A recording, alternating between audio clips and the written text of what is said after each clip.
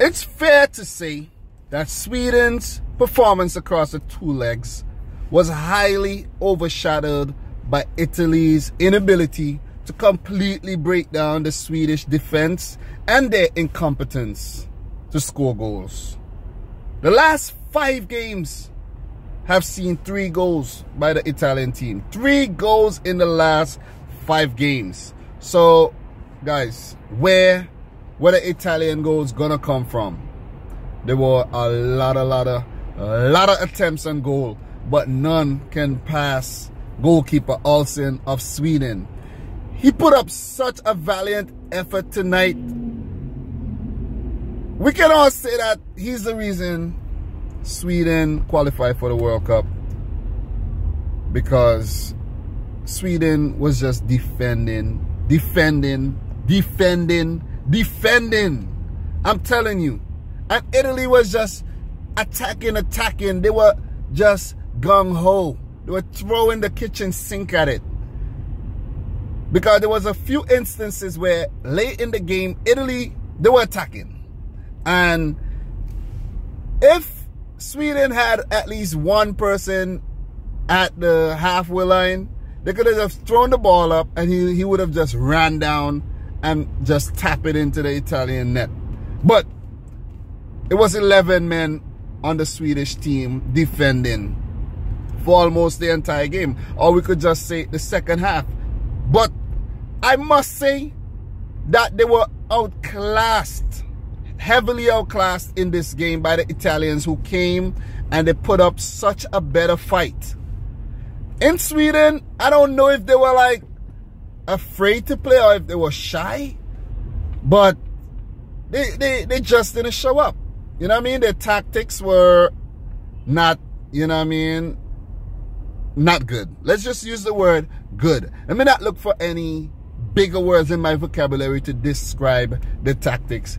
It weren't good. Not good at all, not good enough. And do not discount the goal scored by Sweden and say it was a deflected shot or whatever. It's football. It happens. And it happened at the right time for the Sweden team. A team like Italy, for real, shouldn't be losing to Sweden. I must say that on paper, they are way better. The names on Italy's team, like, let me show you. Let me show you why I tell you the team on paper is better. Can I name the players from Sweden? Let me try to name a few players from Sweden. I know Jan Guidetti, he plays for Celta Vigo. I know Emil Forsberg, he plays for RB Leipzig. I know Olsen, one of the Olsen, he plays for Swansea City. I know, I knew Marcus Berg, but I kind of forgot. But Toivonen, I didn't know about Toivonen. I didn't know about that Clausen guy. I know about Pontus Jansson. Ekdal, I know Ekdal. But these names are so vague.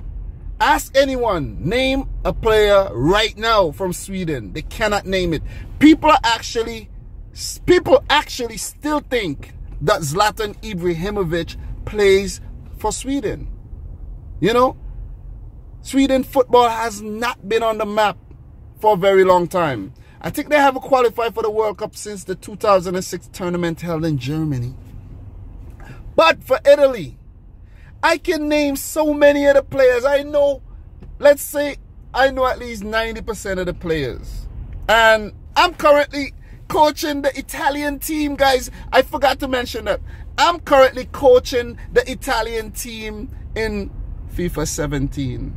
Yes, I'm still playing FIFA 17. I have FIFA 18, but I have this career mode save right now, and it's like, mwah, it's so beautiful. So I just continue playing FIFA 17. And I'm coaching, managing the Italian team. And I've been doing a much better job than Ventura. I don't even know his first name, but it's not important. Ventura. Let's call him by his last name, Ventura. I'm doing such a better job.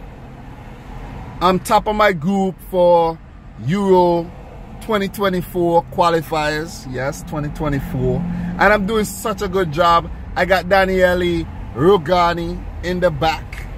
I have, who else do I have? I have a few good guys who are currently playing in this team too, but I have a few regens as well. I like regens. But I'm doing a much better job than Ventura. Let's just say that. Because I know I'll qualify for the World Cup.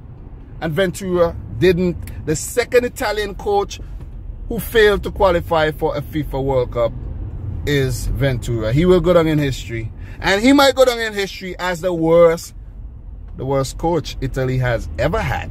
Because as my fellow YouTuber Macaroni said, he haven't won anything. And his, matter of fact, his only title is a Serie C, like the third tier in Italian football, a Serie C title. Like, it's terrible. How did he become the coach of Italy? I don't know. When there's so many good managers going around, how did they choose him? What are the criteria for choosing the coach of Italy? Because something has to be done going forward in the future for Euro 2020 and for Qatar 2022. Because Italian football has just been on a downward spiral since they lifted the cup in 2006. They didn't qualify for the knockout stages in 2010, and they also failed to qualify for the knockout stages in 2014, and altogether failed to qualify for 2018 World Cup. And they didn't do so good at Euro 2016 either. So it's just not the Italian teams of past, you know, with the Pirlos, Inzaghi's, you know, and those guys, man. It's just Italian football has gone to shame. It's sad, but it's reality. It's reality. And the curse of the Swedes. The curse of the Swedes have been resurrected. They didn't qualify for the World Cup that was held in Sweden in 1958. I find that such a brilliant fact that I dug up. And I realized that I was like, wow, what are the odds? Even before the first match was played between Italy and Sweden. I mentioned this because I did a preview prediction and I did so much research for it. And I researched, and I found all these beautiful facts about Sweden versus Italy. And the stats were pointing Italy's way. This was Italy's tie to win. Like, come on. You know what I mean? This is Italy. This is the Italian team. Like, come on. Leonardo Bonucci, Chiellini, Bazzagli all play for the same club. Rugani, the other defender. Buffon play for the same club. You know? I'm not going to argue that backline too much. I'm not really a big fan of Andrea Bazzagli. And I don't know what has happened to Leonardo Bonucci since he moved out of Juventus to AC Milan. He's not the same player, you know. But I am definitely not a big fan of the formation. 3-5-2. That means 5 across the middle with Candreva playing right wing back, and we have Matteo Darmian playing left wing back. Like, it's just like the selection policy is just appalling. It's just appalling. You have Parolo. Why would he persisted with Parolo for 2 consecutive matches or maybe more? Parolo in the midfield. First match they had, oh whoa, there's a police up here. Is it an accident? Okay, I'm fine. Yeah, Parolo. How the let me curse. Let me curse for this one. How the fuck could you play Florenzi in the midfield? Florenzi. He's a right back. He's a right wing back. He plays that for Roma.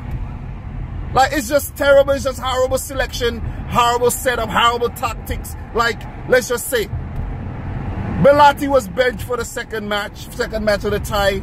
He put on Gabbiadini. He persisted with Ciro Immobile. Ciro Immobile was pretty okay on the night. Gabbiadini was okay as well. He did better than Bellotti, who played the first leg. So we had Candreva, we had Florenzi, Parolo, Damian, and someone else played in the middle. I can't seem to remember right now, but it didn't work. It didn't work. De Rossi didn't play, but Jorginho started. He was brilliant on the night. They were all praised for Jorginho, and you know, it didn't work. We wanted to see Lorenzo Insigne. He didn't play 1 minute in the match. El Shaarawy, who I called for in the preview to play, came on as a late-ish substitute. And he dazzled. He did really good, but didn't impact the game enough. He chose to bring on Bernardeschi as well. Didn't impact the game enough, obviously, because they didn't qualify. And the third sub was it Bellotti? He took off Gabbiadini and he brought on Bellotti. Like, oh my God. Italy does not deserve to be at the World Cup, definitely, because of selection policy, tactics by Ventura.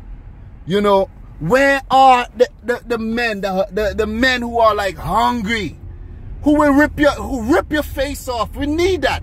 We need tough players from Italy. Tough. Bellotti, I think he's really soft. I like him as a player, but he's soft. He's soft. Immobile is a little gritty, but I would have loved to see Mario Balotelli get a call up for this tie. I would have loved to see that. That would have been so awesome to see Mario Balotelli, Super Mario, who's currently playing for Nice. Not doing too well this season, Nice, but last season he was brilliant. It would have been a left field selection, but guess what? Guess what? It would have been awesome for the fans to see. It would have been awesome. It would have been awesome, man. It was like, what about that guy who plays for in the MLS, Giovinco? All these, but where were they? Where were they? Selection policy again. Simone Zaza, I think, was called up to the squad. I don't know if he had an injury. He's ripping it up for Valencia right now. But it's just amazing, man. It's just amazing. And it has proven to be detrimental for Italy. Where is Berardi, Domenico Berardi, all these guys, younger players? Well, you know what? We are going to see these players coming out. We are going to see them coming up because there's changes. Changes got to be made.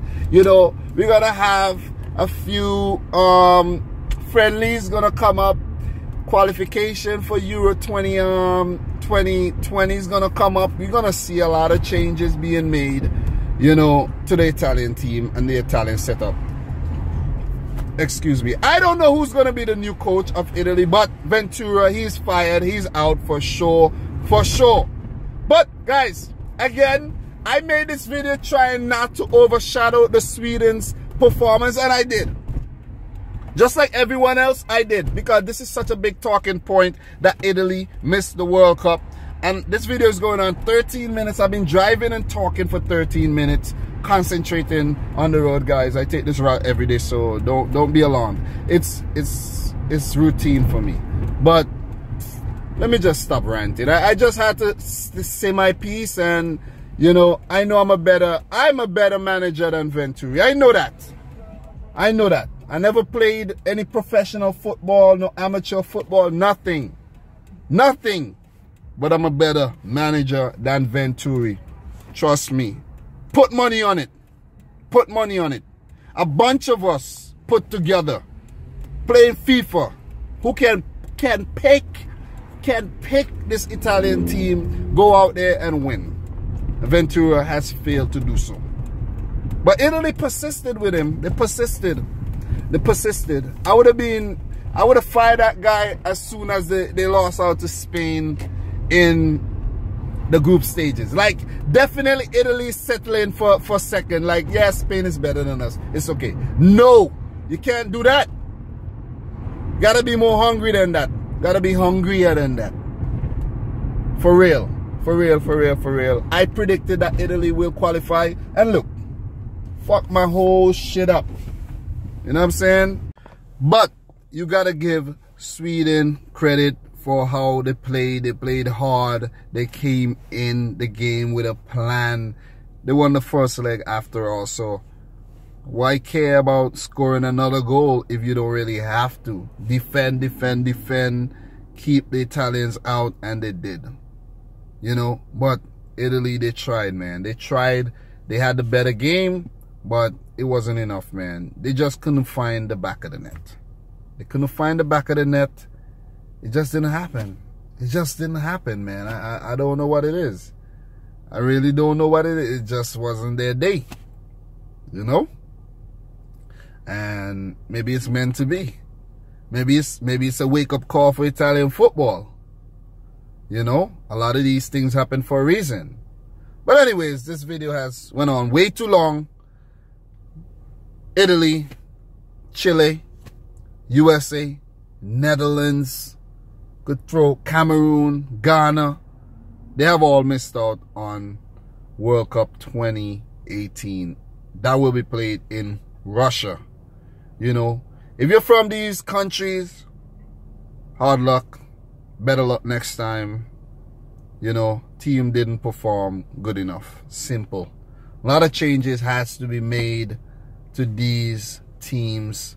And, you know, it's a wake-up call. It's a wake-up call to the FAs of the various, the respective nations. But guys, man, let me go in and get some rest. If you're new to the channel, make sure you click the subscribe button. Smash the thumbs up button. And until next time, guys, I would like to say peace out. Rich Squad!